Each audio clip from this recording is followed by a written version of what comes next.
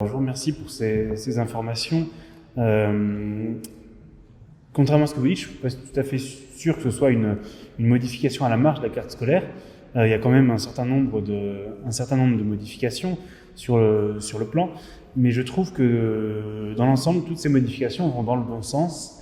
On avait eu une longue discussion il y a 2 ans sur la carte scolaire précédente, sur laquelle il y avait des choses qui ne fonctionnaient clairement pas. On avait déjà eu l'occasion d'en discuter. Cette fois-ci, je pense que l'ensemble des suggestions que j'avais mises à l'époque sont reprises dans cette carte-là qui résout un certain nombre d'incohérences. Par exemple, un des cas, je pense, qui est un des plus parlants, c'est le secteur centre-ville, situé de l'autre côté du boulevard Richard Wallace, côté Suresnes, on va dire, qui était rattaché à l'école Voltaire. Et donc les parents, en accompagnant leurs enfants à l'école, passaient non loin de l'école Jean Jaurès, puis passaient devant l'école Parmentier, avant d'atteindre enfin l'école Voltaire à laquelle ils étaient rattachés. Donc là, cette fois-ci, le secteur a été rattaché sur l'école Marius Jacotot.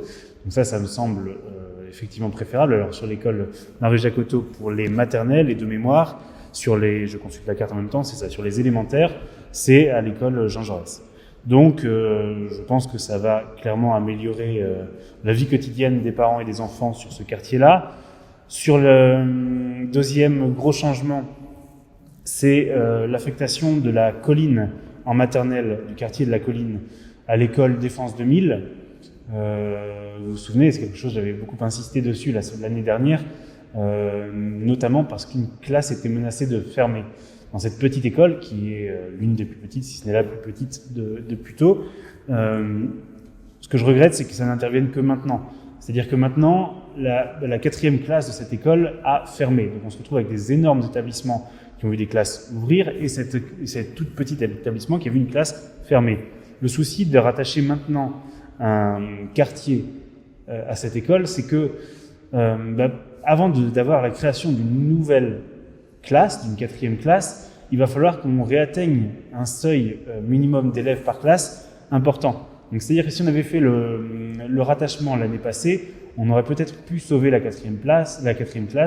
Là, c'est pas sûr que ce rattachement suffise à permettre une réouverture. Néanmoins, on peut espérer qu'à terme, ça devienne le cas, notamment sur cet établissement qui est d'une très grande qualité. L'autre changement principal concerne l'école des Bergères.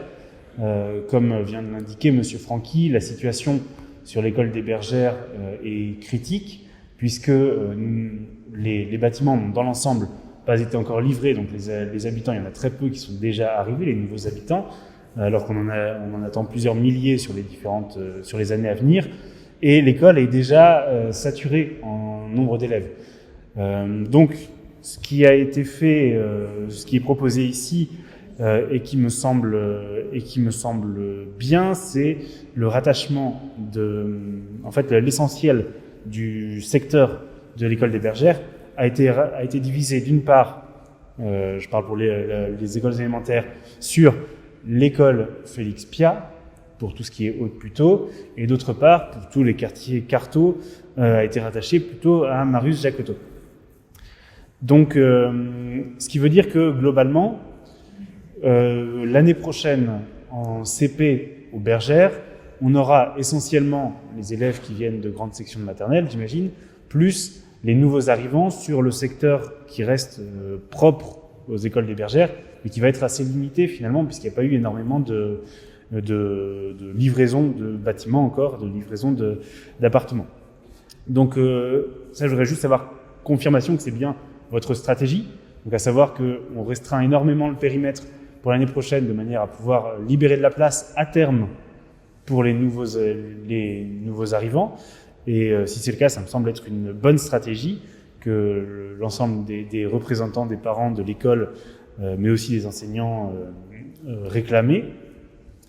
La seule question que je me pose par rapport à tout ça, c'est qu'on a eu la confirmation que l'école Petitot ne rouvrirait qu'en 2023 donc avec un retard énorme par rapport à ce qui a été annoncé initialement.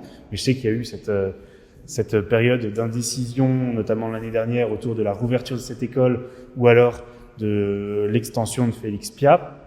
Néanmoins, ça veut dire qu'on va avoir au moins deux années pleines, au cours desquelles de nouveaux habitants vont arriver sur le quartier des Bergères, puisque un certain nombre d'énormes constructions sont bien avancées, et l'école Petitot ne sera toujours pas rouverte.